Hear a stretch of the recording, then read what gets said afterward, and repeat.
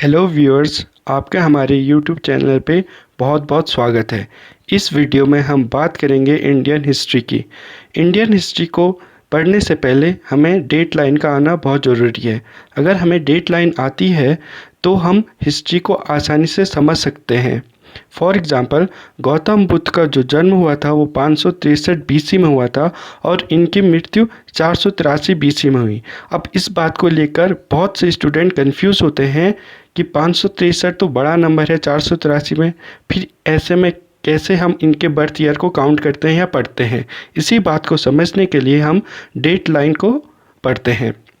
वैसे तो हम बहुत प्रकार के कैलेंडर यूज़ करते हैं, पर जो सबसे ज़्यादा पॉपुलर कैलेंडर और जिसे हम आमतौर पर अपनी ज़िंदगी में यूज़ करते हैं और जिसका यूज़ हम हिस्ट्री में करेंगे उसे ग्रेगोरियन कैलेंडर कहते हैं, जो पोप ग्रेगोरिया द्वारा बनाया गया था।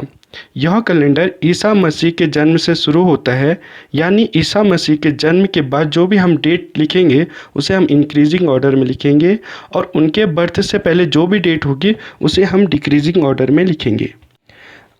अब आप समझ सकते हैं कि गौतम बुद्ध का जन्म यहाँ पर 563 बीसी में हुआ था और उनकी मृत्यु 483 बीसी में हुई थी।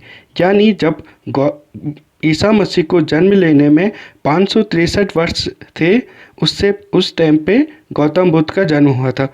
उसी प्रकार 2500 बीसी में, मतलब जब ईसा मसीह को जन्म लेने में 2500 साल थे, उस टाइम हमारे देश में सिंधु घाटी सभ्यता आरंभ हुई। उसी तरह जब ईसा मसीह को जन्म लेने में 1500 वर्ष थे, उस टाइम हमारे देश में वैदिक काल स्टार्ट हुआ,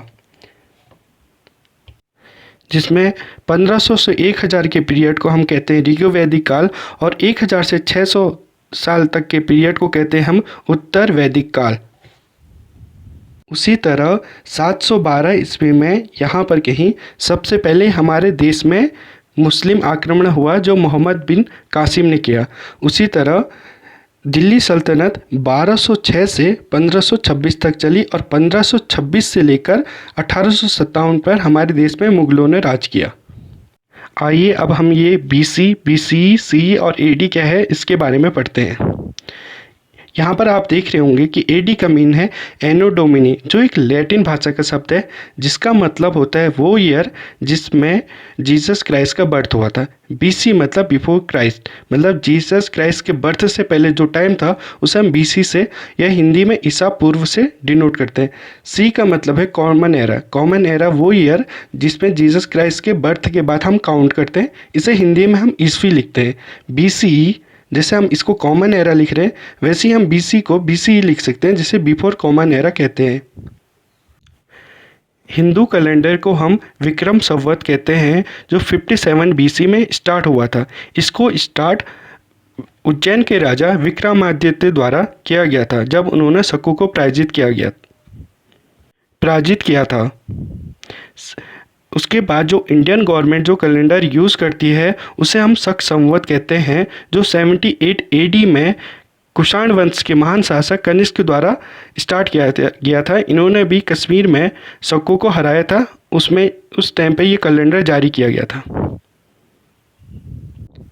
उसी तरह इस्लामिक कैलेंडर जो मोहम्मद हजरत साहब ने स्टार्ट किया था 622 AD में। आई होप सो अब आपको समझ में आ गया होगा कि हम डेट लाइन का यूज़ कैसे करते हैं। उसी तरीके से अलग अलग राजाओं ने भी अलग अलग कैलेंडर बनाए, बट वो इतने पॉपुलर नहीं है इसलिए हम उनका इतना डिस्कस नहीं करते। हाँ, उसका पर्टिकुलर क्वेश्चन आ सकता है, जिससे गुप्ता संवत चंद्रगुप्त प्रथम द्वारा 319 और 320 में चला गया था। उसी तरह अकबर द्वारा इलाही संवत 1583 में चला गया था।